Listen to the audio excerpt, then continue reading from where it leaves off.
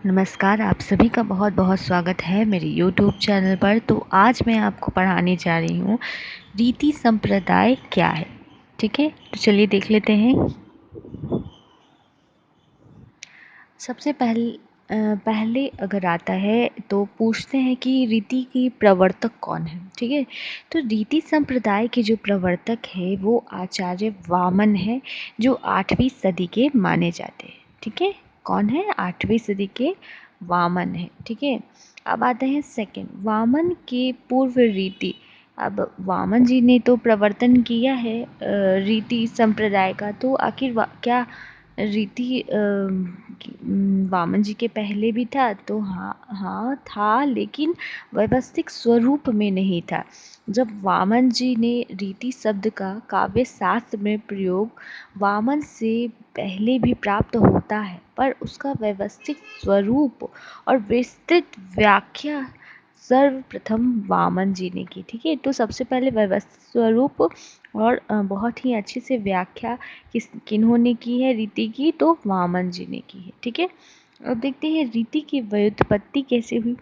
तो रीति शब्द की व्युत्पत्ति रिंग धातु में ऋण प्रत्यय की योग में से हुई है, जिसका अर्थ है मार्ग, पंथ, गति, शैली आदि। किससे हुआ है व्युत्पत्ति?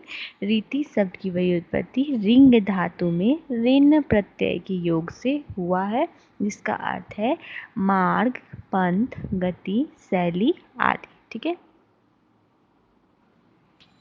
रीति की परिभाषा क्या है? आचार्य वामन ने अपने ग्रंथ काव्य अलंकार सूत्र वृत्ति में रीति की परिभाषा देते हुए कहा है। वामन जी का ये ग्रंथ का नाम है काव्य अलंकार सूत्र वृत्ति। इस जो ग्रंथ है उसमें उन्होंने रीति की व्याख्या दी है। क्या दी है?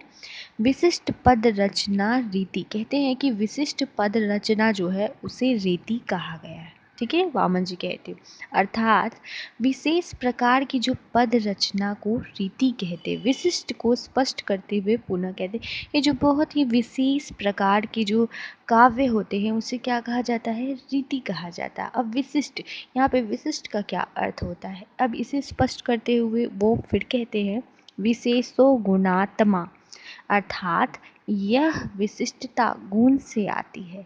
अर्थात किसी में कोई गुण होता है वही उसकी विशेषता होती है ना। तो वैसे ही काव्य में गुणात्मक पद रचना को रीति कहते हैं।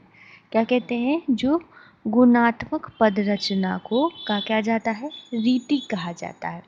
गुणात्मकता से उनका अभिप्राय ओज, प्रसाद, माधुर्य आदि काव्य गुणों से है। यानी कि गुणात्मक का क्या अर्थ है? ओज होना चाहिए, प्रसाद होना चाहिए, माधुर्य होना चाहिए, आदि काव्य गुण होना चाहिए। एक काव्य आप पढ़ते हैं तो ऐसा लगता है हाँ ठीक है ठीक है, लेकिन एक काव्य पढ़ते हैं तो ऐसा लगता है हाँ, जैसे मान लीजिए कि झांसी की रानी का एक कविता है सुभद्रा कुमार जान का, उस कविता को पढ़ते ही उस कविता का ऐसा ओज है कि बस सुन के लगता है हाँ ये है कविता, है ना। तो वो ऐसा होना चाहिए, काव्य में कुछ गुण होने चाहिए जिसे ओज हो।